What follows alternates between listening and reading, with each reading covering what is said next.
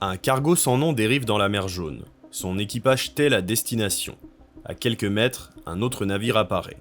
Un tanker silencieux, sans pavillon. En pleine mer, ils accostent. Des tonnes de charbon passent de l'un à l'autre contre du carburant. Pas de contrat, pas de douane, juste un échange clandestin, orchestré par un État insaisissable, la Corée du Nord. Cette scène se répète des centaines de fois par an. C'est un rituel codé qui échappe au radar satellite. Et c'est l'un des nombreux visages d'une machine à cash qui défie l'ordre international. La vraie question, comment un pays aussi pauvre, affamé et sanctionné parvient-il à financer ses ambitions nucléaires sans jamais s'effondrer? La réponse tient en 3 mots, le Bureau 39. Mais ce n'est que la porte d'entrée. Officiellement, le Bureau 39 n'existe pas. C'est un mythe, un fantasme de diplomate paranoïaque. En réalité, c'est le cerveau économique du régime. Créé dans les années 1970, ce département ultra secret gère les activités illégales et lucratives qui alimentent directement les comptes personnels de la famille Kim.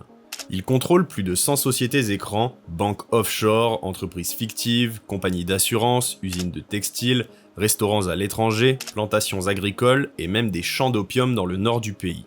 Ses revenus, entre 500 millions et 5 milliards de dollars par an selon les analystes, l'équivalent de jusqu'à 20% du PIB nord-coréen. Mais le Bureau 39 n'agit jamais à découvert. Il fonctionne par sous-traitants, officiels diplomatiques, entreprises mixtes et investisseurs étrangers naïfs ou complices. Les profits sont lavés par des banques à Hong Kong, Dubaï ou Macao afin d'atterrir dans les coffres de Pyongyang. Ce n'est pas seulement un ministère, c'est une entreprise criminelle d'État avec ses directeurs, ses filiales, ses actionnaires et son armée. Et cette armée-là ne porte pas d'uniforme. Elle travaille dans des usines en Europe de l'Est, sur des échafaudages en Russie ou dans des cuisines en Angola. Dans un chantier naval de Vladivostok, ils soudent les coques de navires pendant 14 heures. À Varsovie, ils montent des échafaudages sous moins 10 degrés. À Doha, ils posent des câbles dans le désert. Ils sont nord-coréens et ils sont des esclaves modernes sous uniforme civil. Depuis les années 1990, Pyongyang a organisé l'envoi de 100 à 150 000 travailleurs à l'étranger répartis dans plus de 40 pays. Russie, Chine, Pologne, Qatar, Angola, Koweït. Leur mission ?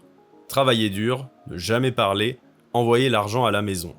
En réalité, la maison ne reçoit rien du tout. Leurs salaires sont intégralement prélevés par l'ambassade qui reverse l'argent au régime. Le reste, un maigre pécule mensuel, parfois moins de 50 $ par mois, pour survivre. Pourquoi acceptent-ils ? Parce que leurs familles sont coincées au pays. Si l'ouvrier fuit, ses proches sont arrêtés. Ce système, bien rodé, aurait rapporté jusqu'à 1,5 milliard de dollars par an selon les estimations de l'ONU. Et malgré les interdictions internationales, cette pratique continue, parfois avec la complicité silencieuse de gouvernements ou d'entreprises étrangères en mal de main-d'œuvre. Mais ces ouvriers ne sont que l'avant-poste. Pendant qu'ils peinent à la lumière du jour, d'autres, plus jeunes, agissent dans l'ombre numérique. En mai 2017, des milliers d'ordinateurs s'éteignent dans le monde entier. Des hôpitaux, des banques, des ministères. Le virus WannaCry paralyse les réseaux. Pour les débloquer, une rançon en bitcoin. Le responsable, Lazarus Group, unité d'élite du régime nord-coréen. Ces cybercriminels d'État sont devenus la colonne vertébrale financière du régime. Ils ont attaqué des plateformes de crypto-monnaies, des banques via le système SWIFT, notamment au Bangladesh, des utilisateurs lambda à travers des virus ciblés. En 2022, les hackers nord-coréens ont volé 1,6 milliard de dollars en crypto-monnaie, représentant les 2/3 de tous les vols mondiaux cette année-là. Et leurs méthodes sont redoutables. Infiltrer des entreprises de la tech via des CV truqués, détourner des millions via des échangeurs anonymes de crypto, blanchir les fonds par l'intermédiaire de plateformes chinoises. Ils sont jeunes, ultra formés, souvent basés en Chine ou en Russie pour brouiller les pistes. Et ils travaillent non pour la gloire, mais plutôt pour la survie du pays. Et alors que le régime prospère dans le cyberespace, il continue tout de même d'exploiter les vieilles recettes de l'économie parallèle, avec des drogues, des billets et des contrefaçons. Depuis les années 70, la Corée du Nord est l'un des plus gros producteurs d'opium et de méthamphétamine en Asie. Pendant des années, le régime a produit et exporté des tonnes de drogue, notamment vers la Chine, la Thaïlande et la Russie. Mais ce n'est pas tout. Pyongyang a aussi imprimé des super dollars, des faux billets de 100 $ quasi indétectables, écoulés à travers l'Asie, le Moyen-Orient et l'Afrique. À cela s'ajoutent des contrefaçons de médicaments, des fausses cigarettes Marlboro ou 555, des faux produits de luxe tels des cosmétiques ou des montres, et même du rhum frelaté, étiqueté comme cubain. Des diplomates nord-coréens ont été arrêtés en possession de drogue, de faux billets ou de produits illégaux.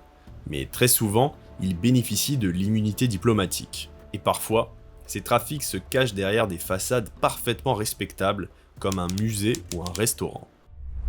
Au Cambodge, près d'Angkor Wat, existe l'Angkor Panorama Museum, un musée 3D qui retrace l'histoire de l'Empire Khmer. Derrière les fresques, une équipe d'artistes nord-coréens. Depuis 10 ans, les revenus du musée, estimés à 7 millions de dollars par an, reviennent à Pyongyang.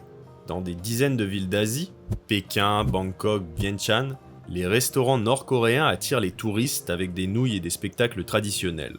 Tout y est chorégraphié, surveillé, enregistré. Le personnel, souvent des jeunes femmes issues d'écoles artistiques, vit dans les étages sans droit de sortie. Et ce n'est pas tout. En 2023, la Corée du Nord a exporté 1680 tonnes de cheveux humains, perruques, extensions, fossiles, générant 167 millions de dollars.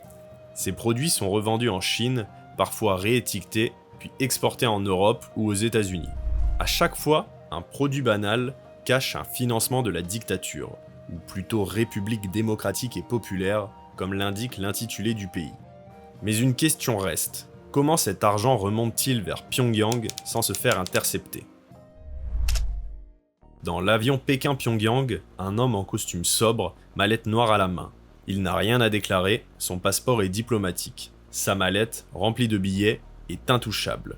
Les ambassades nord-coréennes, réparties sur tous les continents, sont bien plus que des représentations officielles. Ce sont des planches de blanchiment, bases logistiques, comptoirs de commerce illégal. À Berlin, l'ambassade louait un bâtiment à des touristes, un hostel caché, pour 38 000 € par mois.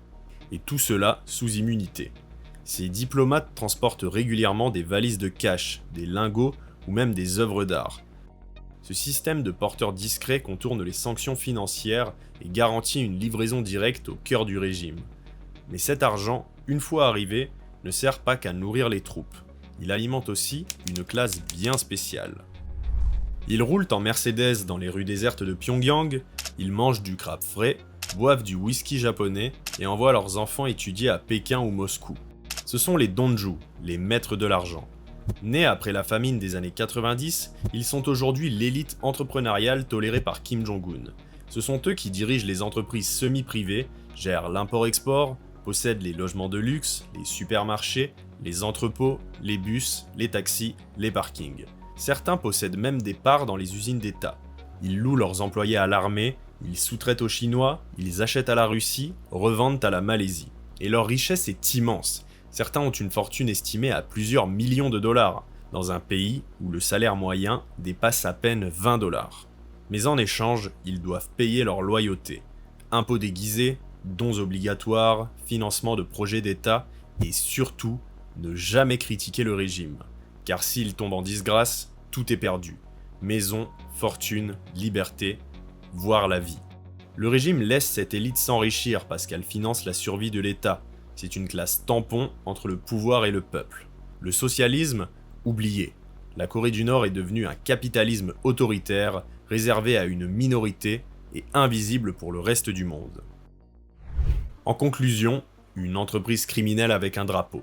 La Corée du Nord ne survit pas grâce à ses terres agricoles, ni à l'ingéniosité de son industrie locale. Elle ne survit pas non plus parce que le monde l'aurait oubliée. Elle survit parce qu'elle a su se transformer. D'une dictature militaire autarcique, elle est devenue une entreprise criminelle à l'échelle nationale. Une multinationale de l'ombre, sans actionnaire mais avec un PDG nommé Kim Jong-un. Ce pays ne vend pas que du charbon, il vend aussi du travail forcé. Il imprime des billets, produit des drogues, vole des crypto-monnaies et exporte des mèches de cheveux. Il contourne les sanctions, comme d'autres contournent les taxes. Et tout cela avec la régularité d'un modèle d'affaires bien rodé. Chaque ambassade devient un coffre-fort, chaque diplomate un convoyeur, chaque restaurant un point de collecte, chaque donju un rouage du système. Et chaque dollar, chaque yuan, chaque bitcoin finit par glisser dans une poche unique au sommet de la pyramide. Mais le plus troublant, c'est peut-être ceci. Nous participons parfois à ce système, sans même le savoir. En achetant un t-shirt fabriqué en Chine mais cousu en secret à Pyongyang, en mangeant dans un restaurant décoré d'affiches révolutionnaires ou en utilisant une plateforme crypto ciblée par Lazarus. Vous comprenez grâce à cela pourquoi la Corée du Nord existe encore. Tous les pays y trouvent un intérêt. La Corée du Nord ne s'est pas coupée du monde. Elle s'y est infiltrée, silencieusement, efficacement, rentablement. Et tant qu'aucune lumière n'est braquée sur elle, elle continuera de prospérer dans l'ombre.